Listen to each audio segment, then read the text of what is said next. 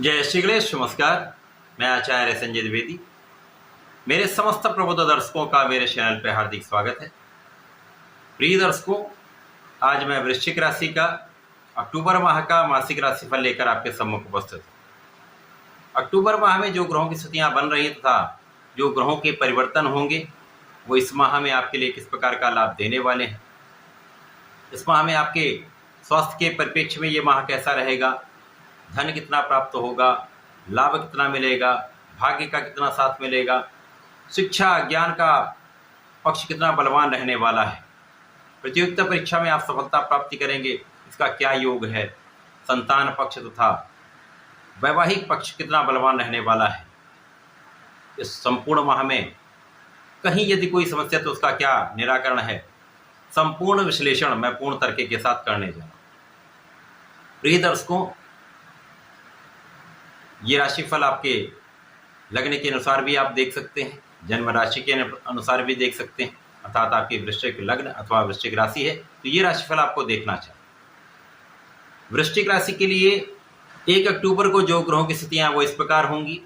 आपके चतुर्थ भाव में शनिदेव होंगे, आपके पंचम भाव में राहु का गोचर होगा, आपके सप्तम भाव में गुरुदेव बृहस्पति होंगे, आपके अष्टम भाव में मंगल का गोचर होगा, आपके एकादश भाव में चतुर्ग्रही योग होगा जहाँ पर सूर्यदेव होंगे, बुध होंगे। प्रारंभिक समय में वहाँ पर चंद्रमा का गोचर होगा तथा केतु का गोचर चल रहा है। इसी प्रकार से आपके द्वादश भाव में शुक्राचार्य का गोचर अपनी स्वयं की राशि में चल रहा है। इस माह का पहला परिवर्तन बुध का है, जब बुध राशि परिवर्तन करके एकादश भाव से आपके द्वादश भाव में जाएंगे। 13 अक्टूबर को शुक्राचार्य अपनी राशि का परिवर्तन करके लग्न में प्रवेश कर जाएंगे। 17 अक्टूबर को सूर्यदेव का राशि परिवर्तन भी आपके द्वादश भाव में हो जाएगा, जहां पर ये अपनी नीच राशि में पहुंचेंगे। 20 अक्टूबर को मंगल का राशि परिवर्तन आपके अष्टम भाव से आपके भाग्य भाव में होगा, परंतु ये भी अपनी नीच राशि में प्रवेश करेगा। तो वृश्चिक राशि के लिए ये ग्रहों का परिवर्तन है तथा ग्रहों की स्थितियां हैं। यदि यहाँ पर समस्त स्थितियों को हम समन्वित करें तो लग्न के स्वामी का आपके अष्टम भाव में गोचर, परंतु यहाँ पर विपरीत राजयोग में मंगल है, तो यहाँ पर अष्टम भाव में होते हुए भी विपरीत परिस्थितियों में आपको लाभ मिलता है। कुछ स्वास्थ्य समस्याएं होंगी, कुछ रक्त से संबंधित विकार हो सकते हैं, पेट से संबंधित कुछ समस्याएं हो सकती हैं, परंतु कोई बहुत बड़ी कष्ट की स्थिति यहाँ पर नहीं बनी। यहाँ पर आपके शत्रुओं पर आपकी संपूर्ण विजय होगी। ऋण लेने के प्रयास में आपको सफलता मिलेगी। इस समय में यदि आप कुछ नए कार्यक्षेत्र में जाना चाहते हैं, कार्यक्षेत्र के लिए प्रयासरत हैं, नौकरी के लिए प्रयासरत हैं, तो आपको सफलता मिलने वाली ही है। यदा कदा तो कुछ तनाव हो सकता है, तनाव की स्थिति बन सकती है, परंतु यहाँ पर बहुत कष्ट की स्थिति किसी प्रकार से नहीं, क्योंकि शनिदेव की स्थिति अत्यंत प्रबल है। जब ये वक्री अवस्था में आपके चतुर्थ भाव में है तो लोगों का सहयोग यहाँ पर मिल जाता है। कार्यक्षेत्र में भी उच्चाधिकारियों का सहयोग मिल जाता है, अपने सहकर्मियों का सहयोग मिलता है। व्यापार में जिन लोगों के साथ आप व्यापार करते हैं उनके साथ एक अच्छा कोऑर्डिनेशन रहता है, समन्वय बहुत अच्छा रहता है। तो ऐसे में आपकी लाभ की प्राप्ति होती रहती, तो धन का मार्ग बनता रहता है। यहाँ पर भी आपके लिए अचानक धन प्राप्ति का, कुछ विशेष रूप से धन प्राप्ति का योग बन रहा है। धन के भाव में कहीं कोई बड़ी निर्बलता यहाँ पर नहीं। शत्रुओं का पराभव होगा, ऋण कुछ बढ़ सकते हैं, ध्यानपूर्वक ऋण लेना चाहिए। इस समय में निश्चित रूप से कार्यक्षेत्र विशिष्ट होगा, कार्यक्षेत्र का विस्तार होगा, कार्यक्षेत्र में आपको सफलता भी मिलेगी। पद की प्राप्ति हो सकती है। मंगल जब तक वीक हैं तो हो सकता है यहाँ पर ये डिले हो जाए, लेकिन इस माह के कारण ही आपको आगे इसका विशेष लाभ प्राप्त होगा। जब मंगल कार्यक्षेत्र में पहुंचेंगे 100% आपका प्रमोशन होना ही। इसके पश्चात इस माह का जो सबसे बड़ा लाभ मिल रहा है वो आपका एकादश भाव, सर्वाधिक लाभ वाला भाव। यहाँ पर पहले कुछ समस्याएं हो रही थी, परंतु जब राहु का नक्षत्र परिवर्तन शनि के नक्षत्र में हुआ, जिसके कारण ये शनिवत हो चुके हैं, तो आपके लाभ को बढ़ाने वाले। जो शिक्षा के भाव में निर्बलता आ रही थी, यदा कदा मन जो है वो पढ़ाई से विरक्त हो जा रहा था, पढ़ाई में मन नहीं लग पा रहा था, इसी प्रकार प्रेम संबंधों के कारण कुछ समस्या संतान के स्वास्थ्य में समस्या, इन समस्याओं से आप निकल जाएं, ये कष्ट कम हो जाएंगे, पढ़ाई में आपका मन लगने लगे। परंतु आपको प्रयास पूर्ण करना पड़ेगा, क्योंकि यहाँ पर राहु है और राहु शनि के नक्षत्र में है। तो निश्चित रूप से यहाँ पर आपको परिश्रम पूर्ण करना पड़ेगा, पूर्ण रूप से आपको लगे रहना हो, अपना संपूर्ण प्रयास करना हो, सफलता भी मिलेगी। इस समय में परिश्रम आपका अच्छा रहने वाला है, परिश्रम आप करेंगे, भाई बहनों का सहयोग भी मिलेगा, तो आपको सफलता भी मिलेगी।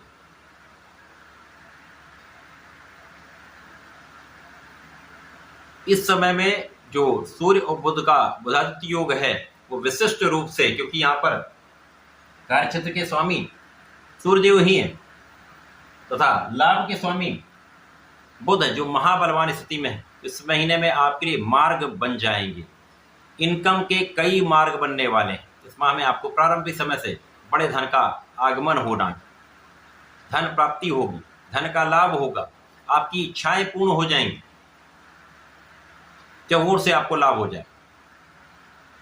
परंतु शुक्राचार्य जो द्वादश भाव में है, यद्यप शुक्राचार्य को यहाँ पर कार्यकत्व प्राप्त है, अच्छा फल देते हैं, तो प्रेम संबंध यहाँ पर अच्छे रहेंगे, जीवन साथी के साथ प्रेम में वृद्धि होगी।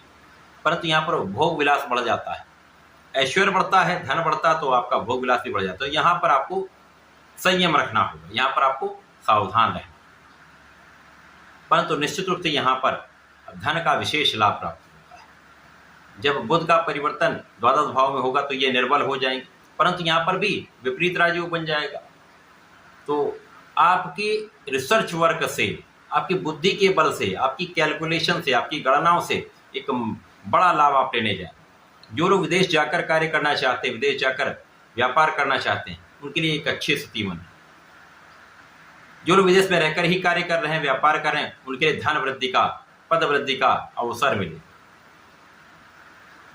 जब शुक्राचार्य लग्न में पहुंच जाएंगे तो विशेष स्थिति बनेगी, आपका एक प्रभाव विशिष्ट हो जाएगा, आकर्षण बढ़ जाएगा, आपके प्रभाव में वृद्धि हो रही है, लेकिन आपके ज्ञान में भी वृद्धि होगी।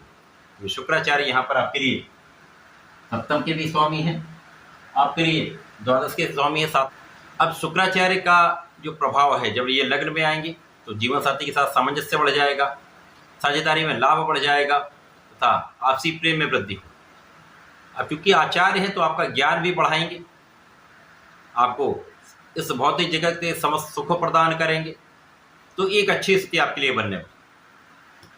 परंतु वृश्चिक राशि के स्वामी मंगल के परम मित्र सूर्यदेव जब नीच राशि में जाएंगे, द्वादश भाव में जाएंगे, तो यहाँ पर आंखों से संबंधित समस्या निश्चित होती है। इस समय में आप किसी प्रकार के विवाद से बचें, किसी प्रकार के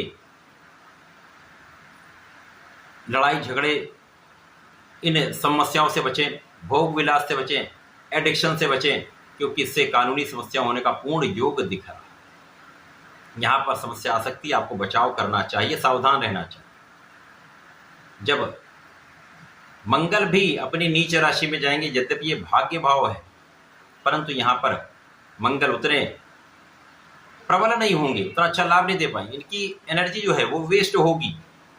तो लग्न की एनर्जी जब वेस्ट होती तो नकारात्मकता प्राप्त होती, तो मानसिक तनाव, शारीरिक कष्ट, बिना कारण से विवाद, वाणी में संयम नहीं हो पाता है, तो वाणी पर संयम, लड़ाई झगड़े से बचाव, ये सब आपको करना चाहिए। भाग्य का यदाकदा साथ नहीं मिलेगा, परंतु कोई बड़ी कठिनाई की स्थिति नहीं बनी। मंगल का प्रभाव जब मंगल भाग्य भाव में होंगे तो यहाँ पर आपके द्वादश भाव पर होगा, परिश्रम पर होगा, और यहाँ पर आपके चतुर्थ भाव। तो इस समय में आपको किसी भी प्रॉपर्टी के काम में यदि हैं आप, तो वहाँ पर बड़ी डीलिंग करने से बचें, बड़े इन्वेस्टमेंट करने से बचें। कोई प्रॉपर्टी परचेज करना चाहते हो तो इस समय में आपको अवॉइड करना चाहिए। माता पिता के सुखों में कुछ कमी आ सकती है, माता पिता से कुछ दूरी हो सकती है, माता पिता के स्वास्थ्य में कुछ समस्या हो सकती है, जिसके कारण आपको तनाव भी हो सकता है। तो ये माह प्रारंभिक समय में अच्छा है। जब सूर्य और मंगल का नीच राशि में प्रवेश होगा तो आपको बहुत संयम रखना होगा, बहुत सावधान रहना होगा, तभी आपके कार्य भी बनेंगे, आपको लाभ भी मिलेगा, आप समस्याओं से भी बच पाएंगे। इस माह में आपको केवल भगवान संकट मोचन की शरण में रहकर नित्य हनुमान चालीसा, हनुमान अष्टक करना चाहिए। बजरंग बाण का पाठ मंगल और शनिवार कर लेंगे, अथवा संकल्प लेकर सुंदर कांड का पाठ कर लें, सर्वश्रेष्ठ लाभ मिलेगा, सारे संकट दूर हो जाए। तो ऐसा करके समय का उपयोग करके लाभ ले सकते हैं। लाभ लें। धन्यवाद। नमस्कार।